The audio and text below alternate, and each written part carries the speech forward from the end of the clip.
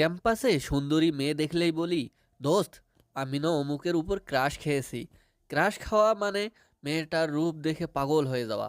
কল্পনায় নীল শাড়ি পরিহিত সেই ললনার খোপায় গোলাপ গুজে দিতে দিতে বলা, তোমার জন্য দুরন্ত ষাঁড়ের চোখে বাঁধতে পারি লাল কাপড়, বিশ্ব সংসার তন্ন তন্ন করে খুঁজে আনতে পারি 108টি নীল পদ্ম।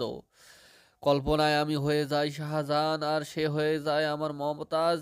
আমার রাতগুলো কেটে যায় সেই ক্রাশের কথা ভাবতে ভাবতে। দিনগুলো আমার মন খালি আনসান করে তাকে এক নজর দেখার জন্য। আমার চোখে সেই হলো মোনালিসা, রূপকথা রূপের দেবী আফ্রেদিদি। তাকে দেখলেই আমার মনের ভেতর উথাল পাতাল শুরু হয়। আমি তখন কবি হয়ে যাই, আনমনে গুনগুন করি, তুমি সুন্দর তাই চেয়ে থাকি প্রিয়, সে কি মোর অপরাধ? নিজেকে কবি বানানোর আগে আমরা কি একবার আল কুরআনের দিকে ফিরে যেতে পারি না? আমরা তো বিশ্বাস করি আল কুরআন হলো আমাদের জীবন বিধান। আল্লাহ সুবহানাহু তাআলা স্পষ্ট করেই বলেছেন, কুল্লিল মুমিনিনা ইয়াগুদ্দু মিন আবসারিহিম।